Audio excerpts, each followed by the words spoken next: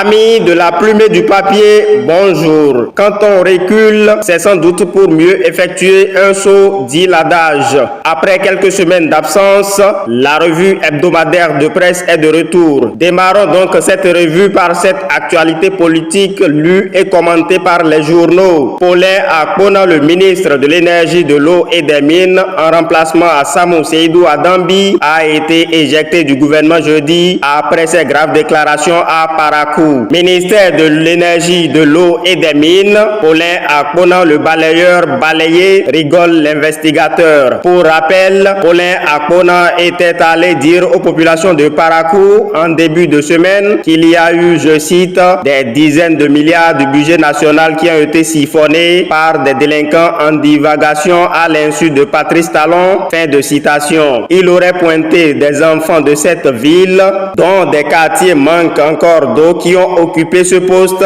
qui devrait justement leur permettre d'en avoir. Dans la foulée, une procédure avait été enclenchée pour virer le ministre de l'Énergie et de l'Eau du gouvernement. Dans le même temps, 12 députés de l'opposition ont déposé une résolution pour la mise sur pied urgente d'une commission d'enquête parlementaire pour mieux comprendre, nous apprend Info Zénith. L'opposition réagit et exige l'ouverture d'une enquête parlementaire, renchérit l'investigateur. Le Grand Regard voit ces révélations de Paulin Akpona comme une arme offerte à l'opposition contre Patrice Talon. Aux dernières nouvelles, le ministre Akpona est sur le point d'être écouté par le procureur de la Criette pour apporter toute information utile à ses allégations. Selon un communiqué rendu officiel, le parti Bloc républicain auquel appartient le ministre dit ne pas être mêlé aux propos de ce dernier et le prend pour seul responsable. Mais cela semble ne pas suffire à mon confrère du quotidien du Coin Info qui pense qu'au-delà de cette désapprobation, le BR doit faire le ménage dans son écurie. En attendant, le ministre du cadre de vie, José Didier Tonato, va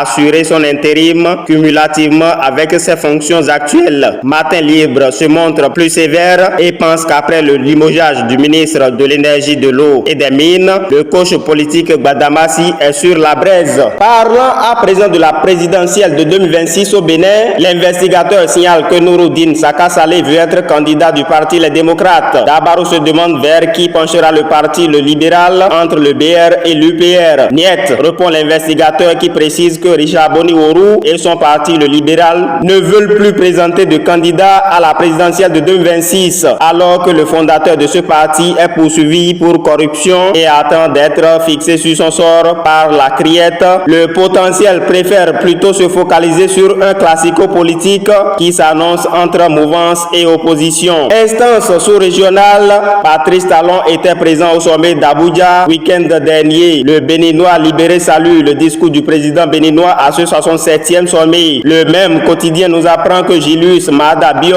actuel président de la Sierra Leone, est le nouveau président de la CEDEAO. Ce dernier fait donc face aux défis régionaux du moment. De retour du sommet d'Abuja, Patrice Talon a fait un détour chez son homologue de la Côte d'Ivoire pour des échanges, ce qui fait dire aux Béninois libérés que Patrice Talon et Ouattara renforcent leurs liens. Mais le journal en ligne Banuto a constaté que des Béninois désapprouvent cette visite du président Talon à Ouattara et rapporte les propos inquiétants de ceux-ci. Le Grand Regard se demande si Talon aide Ouattara à trouver la bonne porte de sortie. Le Paraquois semble être mieux informé et parle plutôt d'un échange sur la situation sous-régionale. Par la suite, le président béninois s'est rendu au Brésil dans le cadre d'une visite officielle, nous apprend le journal Les Collines. Du Nigeria au Brésil en passant par la Côte d'Ivoire, Talon renforce la diplomatie béninoise pour une meilleure intégration économique, claironne le quotidien du Coin Info. Le Progrès retient tout simplement que c'est une ligne directe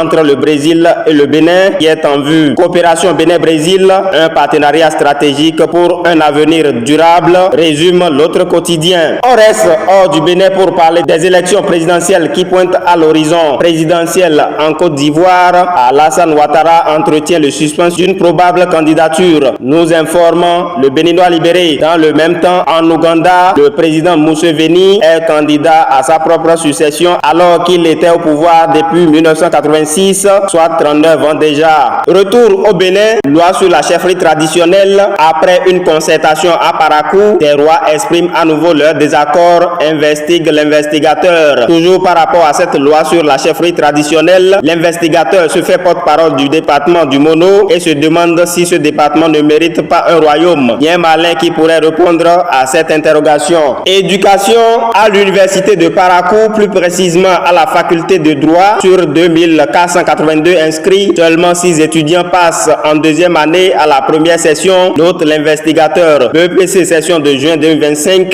La première délibération attendue le 7 juillet. Pointe éveil info. Justice à présent. Affaire Steve Amoussou. Nouveau chapitre judiciaire à la criette selon le Béninois libéré. L'investigateur nous apprend qu'après sa condamnation à 2 ans de prison, la défense de Steve Amoussou, présumé frère Honvi, a interjecté appel de sa condamnation. À Abomey Calavi, un propriétaire de chien écope de 24 mois de prison pour escroquerie, nous informe l'investigateur. Toujours à Abomey Calavi, pour un bain rituel dans une maison privée, un jeune écope de 18 mois de prison renseigne le potentiel. Pour avoir escroqué un pasteur à hauteur de 15 millions, un homme risque 5 ans à la criette, fait savoir le Télégramme. Deuil dans la presse béninoise. Plusieurs quotidiens ont annoncé cette semaine les décès des journalistes Dieudonné Idiwa Akpo, Raïssa Gbedji et Sonia Agbantou, tous des professionnels chevronnés que la presse béninoise aura connus. Véridique Info parle d'une crise de deuil dans le monde des médias avec 3 voix éteintes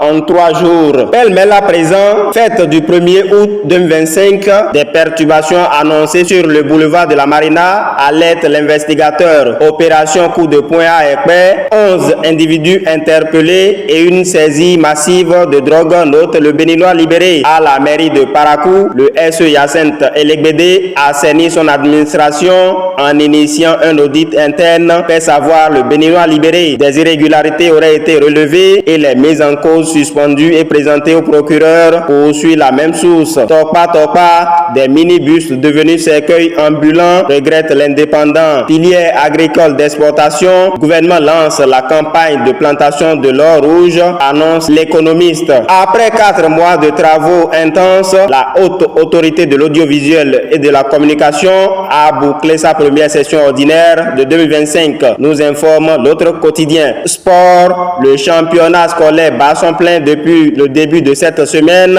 au stade Omnisport d'Aplahoué, font savoir plusieurs médias. Pendant ce temps, les Amazones footballeuses affûtent leurs armes pour la Coupe du Monde U20 et la CAN 2025, libère le Béninois libéré qui suit de près leur préparation. Terminons cette revue par ces faits de société. Au moyen d'un mégaphone, un homme fait la publicité de la viande du chien qu'il vend à Supri Honoubo, le journal paraissant à Savet. À Toviclé, par contre, un vieux était tranquille dans son coin quand 2 hommes sont allés le voir pour lui demander s'il ne veut pas acheter un cœur humain et un flacon de sang humain. Le vieil homme a fait doucement et est sorti pour appeler la police, selon la Nouvelle Tribune. En tout cas, vous devinez sans doute déjà leur destination. Fin de cette revue de presse. Merci de m'avoir suivi à la présentation RJB. À dimanche prochain, plaise le ciel.